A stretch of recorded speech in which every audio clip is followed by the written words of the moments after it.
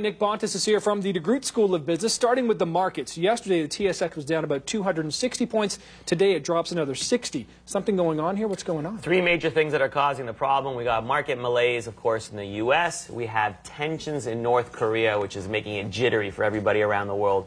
And the third one, which is kind of interesting, is China.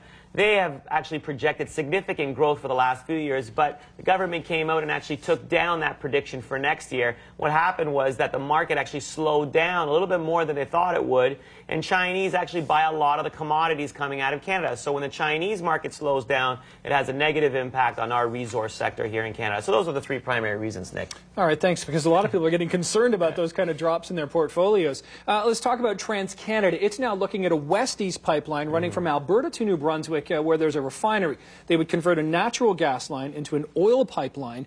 People thought this was too expensive to do, to move it from west to east. So is it less expensive now, or is it that there's more money to be made? Well, I think there's a political reason and an economic reason. Of course, there's also an environmental reason. Let's talk about that one first. You know, there's a discussion about dangers with regards to pipelines because we've had some leaks.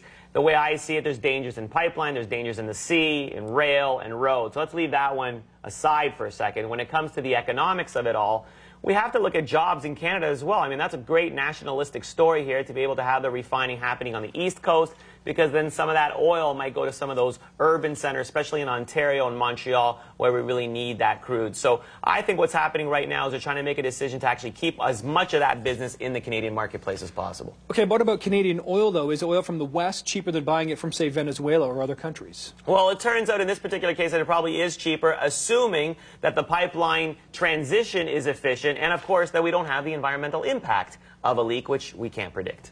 Speaking of leaks, we mentioned that CP had a crude spill in northern Ontario, and there's been a rapid increase, according to reports, in the transport of crude oil, via rail because of this booming oil production right now. So does this mean that we could actually see more pipelines in Canada? We know what's going on with Keystone XL. Yeah, we potentially could.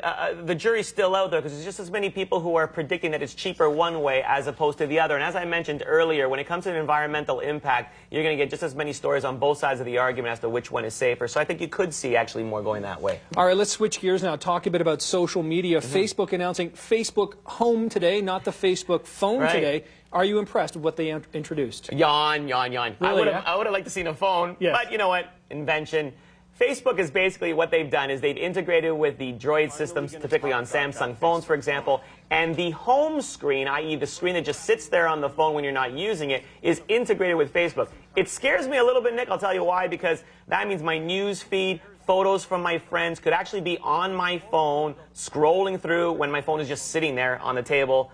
I could, in fact, see some of your pictures as my friend. I don't know if I want that, Nick. Yeah, I'm not sure I want that either. Yeah, good point. Let's talk about iPhones now, because we've talked about Facebook and the Android. iPhone 5, now it looks like we're going to be getting the iPhone 6. All this constant upgrading, could this potentially backfire at all? Yes, it could backfire. Really? So, recall last week we were talking about BlackBerry taking too long for the product life cycle. Here's an example of actually making the product life cycle too quick. My advice, you got to have one major device upgrade per year.